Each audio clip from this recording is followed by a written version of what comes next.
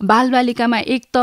Immunity power कमजोर हुन्छ, यसको पनि विभिन्न थरीका फ्याक्टरहरू छन्, जस्तै बायोलोजिकल फ्याक्टर, अर्को सोशल र कल्चरल फ्याक्टर, हामीले अर्को इन्भाइरोमेन्टल फ्याक्टर भनेर भन्छौँ। यसलाई पुष्टिको रूपमा कुरा गर्नु पर्दाखेरि चाहिँ बायोलोजिकल फ्याक्टर भनेको चाहिँ इम्युनिटी पावर चाहिँ कम भएको कारणले गर्दाखेरि चाहिँ छिट्टै तपाईँको भाइरल इन्फेक्सनसँग चाहिँ जुझ्न नसक्ने। त्यसमा पनि तपाईँको प्रकृतिले यस्तो बनाएको छ कि छोरी बच्चाको इम्युनिटी चाहिँ छोरा बच्चाको अन्तरालमा चाहिँ अलिक कमजोर हुने कारणले गर्दाखेरि चाहिँ त्यसलाई चाहिँ बायोलोजिकल फ्याक्टर भनेर भनिन्छ हामीले चाहिँ। अर्को भनेको social and cultural factor. Social and cultural factor भनेको हाम्रो सोसाइटीले तपाईँको चाहिँ हामीले नै हाम्रो सोसाइटीले नै जेन्डर तपाईँको छोरा छोरीमा चाहिँ भिन्नता,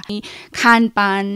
पालन पोषण यो चिजहरूमा चाहिँ भिन्नताको कारणले गर्दाखेरि पनि छोरी बच्चाहरूमा चाहिँ अलिकति बेसी चाहिँ डिफिसियन्सी भनेको तपाईँको आइरनको मात्रा कम, क्याल्सियमको मात्रा कम, भाइटामिन डीको मात्रा कम। कहाँबाट कम भयो त? सृष्टिले त दुईटा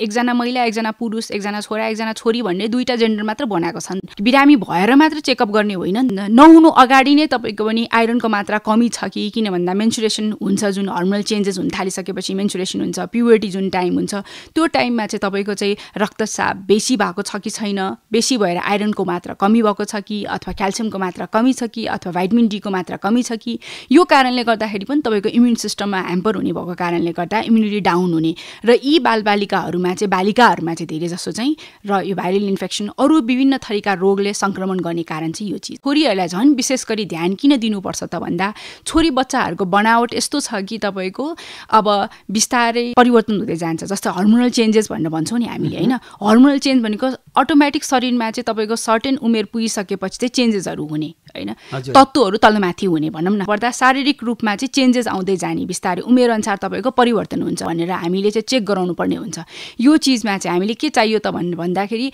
अवेरनेस, यो चिजमा चाहिँ अवेरनेसको अझै पनि कमी छ कि हामीले छोरी बच्चाहरूलाई चाहिँ तपाईँको चाहिँ हेल्थ सेक्टरमा लगेर तपाईँको चेकअप, बिरामी भएर मात्र चेकअप गर्ने होइन नि त, आइरनको मात्रा कमी छ कि, त्यो टाइममा चाहिँ तपाईँको चाहिँ रक्तचाप बेसी भएको छ कि छैन, बेसी भएर आइरनको मात्रा कमी भएको छ कि, अथवा क्याल्सियमको मात्रा कमी छ कि, अथवा भाइटामिन डीको मात्रा कमी छ कि, यो कारणले गर्दाखेरि पनि तपाईँको इम्युन सिस्टममा ह्याम्पर हुने भएको कारणले गर्दा इम्युनिटी डाउन हुने। र यी बालिकाहरूमा चाहिँ धेरै जसो चाहिँ र यो भाइरल इन्फेक्सन अरू विभिन्न थरीका रोगले सङ्क्रमण गर्ने कारण चाहिँ यो चिज हो।